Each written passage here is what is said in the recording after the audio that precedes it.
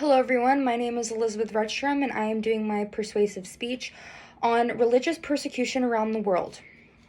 Now, in America, we are used to practicing whatever religion we please without religious persecution. Now, imagine living in China where you practice the faith of Christianity. You would face several possibilities, from imprisonment, being forced to convert, torture, and even death. Religious persecution is wrong on many levels. Now, after looking at different countries and their laws on religion, I found countries that mostly their laws deal with religious persecution.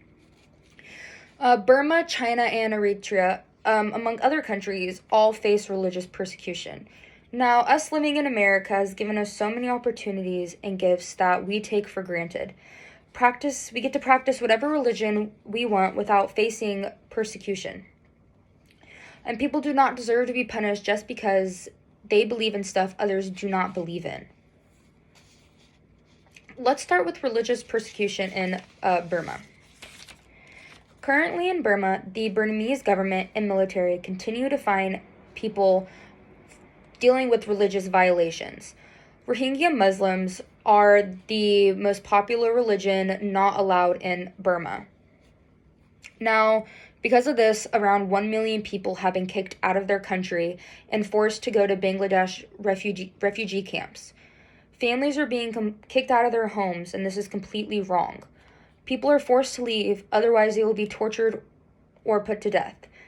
Now, on August 25th of 2017, Rohingya RSA militants ordered deadly attacks on more than 30 police areas.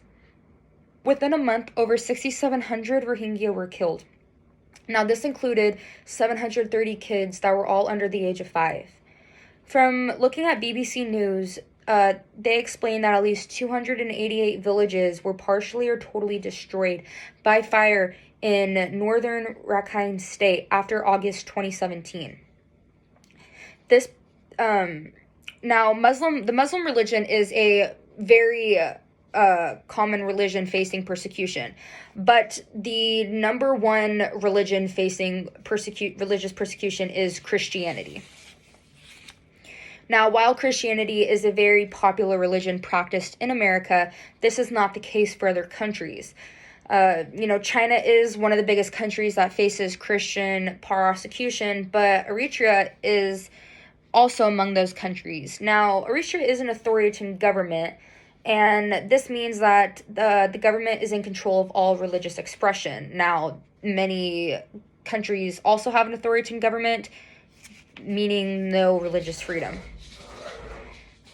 So over the last year, 4,000 Christians have been killed. Now, over 340 million Christians live in places that are experiencing high levels of persecution and discrimination. So, some of the countries where it's near impossible to practice Christianity involve North Korea, Eritrea, India, Afghanistan. And so now let's look more into Eritrea's religious persecution. Now, everyone needs to understand that religious freedom is a disrespected human right. What we believe in helps define and help us become who we are as people. In Eritrea, there are violations that include freedom of expression, freedom of assembly, and freedom of religious belief and movement. This means that all of those freedoms that we have in America are completely gone in Eritrea. Now, because of this, many people are leaving due to the extrajudicial killings, disappearances, and torture. Unfortunately, this isn't in most countries, but the Declaration of Human Rights is a very important declaration. Now, in 1948, the Universal Declaration of Human Rights was adopted by the United Nations General Assembly. Now, the Universal Declaration of Human Rights has 4 elements of religious freedom, among other human rights. But the Open Door Act states these religious freedoms as that everyone shall have the right to freedom of thought, conscience, and religion.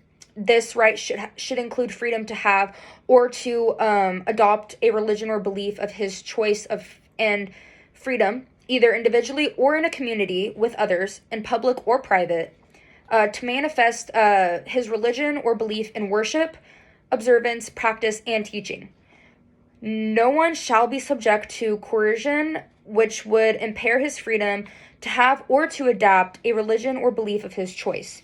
Now, freedom to manifest one's religion or belief may be subject only to such limitations and are prescribed by the law and are necessary to protect public safety, order, health, morals, and fundamental rights of freedom of others. The state parties to the present convention undertake to have respect for the liberty of parents and, when applicable, legal guardians to ensure that religious and moral education of their children conformity with their own convictions. These are rights that everyone should have. Now, religious persecution, as we can tell, is frequent in many countries. It is wrong and unethical. People die, are kicked out of their homes, and tortured. We are lucky to live in a country where we can have freedom. America may not be that great, but think about the people dying in China for being Christian, or Muslims being kicked out of their country. This shows that we do not have it as bad, and that religious persecution is horrible and should be abolished.